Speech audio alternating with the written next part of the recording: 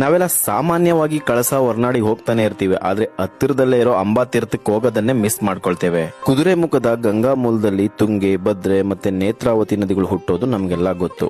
ತುಂಗೆ ಹನುಮನಗುಂಡಿ ಜಲಪಾತನ ಸೃಷ್ಟಿ ಮಾಡಿ ಶೃಂಗೇರಿಯತ್ತ ಸಾಕ್ತಾಳೆ. ಇನ್ನು ನೇತ್ರಾವತಿ ಕಾರ್ಕಳದತ್ತ ಮುಖ ಮಾಡಿ ಧರ್ಮಸ್ಥಳ ಕಡೆ ಹೊರಟ್ರೆ, ಭದ್ರೆ ಕಳಸ ಮೂಲಕ ಸಹ್ಯಾದ್ರಿ ಪರ್ವತದ ಕಣಿವೆಯಲ್ಲಿ ಸಾಕ್ತಾಳೆ. ಆದ್ರೆ ಭದ್ರೆ ಕಳಸದ ಮೂಲಕ ಹರಿಯುವಾಗ ಅಂಬುತೀರ್ಥ, ರುದ್ರತೀರ್ಥ, ಕೋಟಿ ತೀರ್ಥ, ನಾಗತೀರ್ಥ ಮತ್ತೆ ವಸಿಷ್ಠ ತೀರ್ಥಗಳಾಗಿ ಮುಂದೆ ಸಾಗೋದು ವಿಶೇಷ.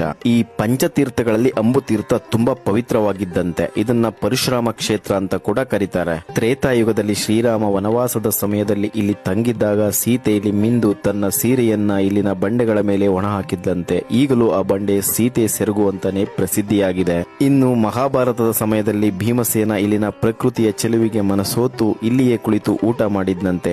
ಭೀಮ ಊಟ ಮಾಡಿದ್ದ ಕಲ್ಲು ಭೀಮನ ಕಲ್ಲು ಅಂತ ಪ್ರಸಿದ್ಧಿಯಾಗಿದೆ. ಭದ್ರೆಯ ರಭಸಕ್ಕೆ ಕಡೆದ ಬಂಡೆಗಳು, ಅದರಲ್ಲಿನ ದೊಡ್ಡ ದೊಡ್ಡ ರಂಧ್ರಗಳು, ನಾನಾಕೃತಿಯ ಕಲ್ಲುಗಳು, ಸುತ್ತಣದ ಹಸಿರು ಗಿರಿ ಶಿಖರಗಳು ನಮ್ಮನ್ನ ಮಂತ್ರಮುಗ್ಧಗೊಳಿಸದೇ ಇರಲ್ಲ. ಮಳೆಗಾಲದಲ್ಲಿ ಭದ್ರೆಯ ಆರ್ಭಟ ಜೋರಾಗಿ ಇರುತ್ತೆ. ಇಲ್ಲಿನ ಸೌಂದರ್ಯವನ್ನ ಸವಿಬೇಕು ಅಂದ್ರೆ ಏಪ್ರಿಲ್ ಮೇ ಟೈಮ್ ಅಲ್ಲಿ ಬರೋದು ಹೆಚ್ಚು ಸೂಕ್ತ. ಈ ಜಾಗ ಹೊರನಾಡು ಅನ್ನಪೂರ್ಣೇಶ್ವರಿಯ ಹೆಬ್ಬಾಗಿಲು. ಕಳಸದಿಂದ ಕೇವಲ 3 ಕಿಲೋಮೀಟರ್ ಇದೆ ಅಂತ ಹೇಳ್ತಾ ನೆಕ್ಸ್ಟ್ ವಿಡಿಯೋದಲ್ಲಿ ಸಿಗೋಣ.